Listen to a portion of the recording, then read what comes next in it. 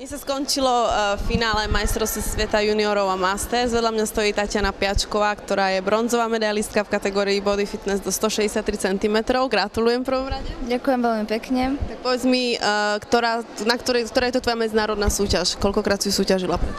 Teraz som súťažila tretíkrát.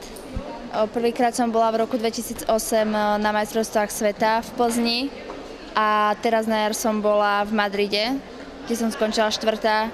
A teraz som tu. A aký je tvoj najväčší úspech zatiaľ? Najväčší úspech je tento. A ako dlho si sa pripravovala na túto súťaž, koľko mesiacov?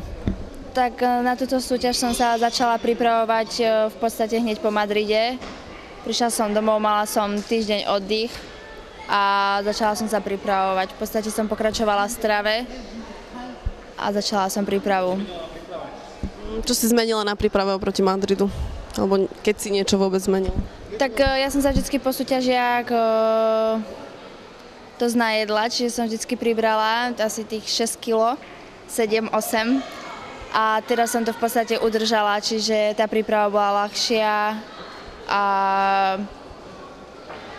myslím si... Môžeš mi povedať, ako vyzerá tvoj deň, keď sa pripravuješ a ako vyzerá, keď sa nepripravuješ? Čo sa týka jedla aj tréningu takisto. Tak keď sa pripravujem, tak ráno vstanem o 6:00, dám si preparáty, idem cvičiť o 6:30 do fitka, tréning mám tak 2,5 hodiny, mám silový a potom mám kardio, 3/4 hodinu a potom idem o nejakej 1:00 zase kardio, 3/4 hodinu po obede. Čo sa týka stravy? Čo sa týka stravy, tak chodím cvičiť na lačno.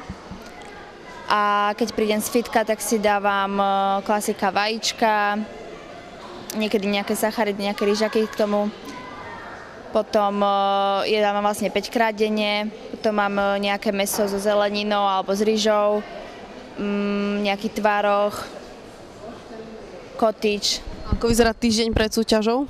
Týždeň pred súťažou, no tento týždeň pred súťažou vyzeral dosť biedne, lebo po nominačke, ja som vlastne od Dubnici, jak bola tá nominačka, nebola vo fitku. Čiže ja som naposledy bola vo fitku vo štvrtok, čiže pred vyše týždňa, lebo na nominačke som mala horúčky, potom som mala ešte nejaké brušné problémy a ešte mi dali antibiotika, čiže v útorok som vôbec nevedela, či sem pôjdem. Takže jedla som v podstate...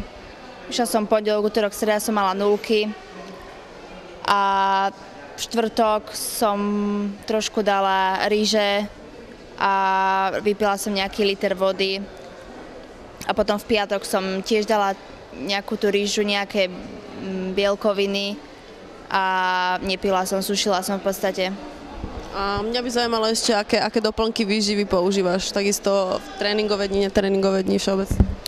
Tak používam spalovače, používam Lipodex, potom používam BCAčka.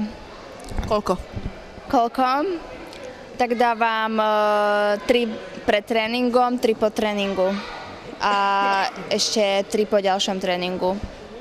A ako sa vyjadril Ľubomír Hečko, vedúci výpravy tuto v Španielsku na tvoju formu, alebo celkovo na to, ako si sa umiestnila? Tak povedal, že je spokojný, no. Tak. Je niečo, čo by si chcela zlepšiť? No, tak. Konkrétne? Určite a keď tak zadok. Zadnú časť. No a aké sú tvoje plány do budúcnosti? Kedy by si sa chcela pripravovať na ďalšiu súťaž, alebo? Tak určite by som chcela ísť na ďalšiu súťaž na jar. Takže v podstate príprava pokračuje. Takže nedáš si vôbec pauzu nejakú?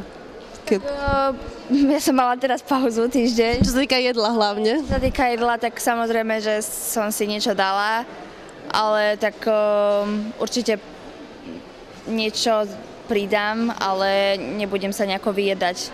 Keď tak sacharidy nejaké pridám, ovocie určite pridám, to určite, ale neplánujem sa nejako vyjesť. By sa zaujímalo, ako ti nejak poradila, alebo mi pomohla v niečom Natália Revajová, Lenartová?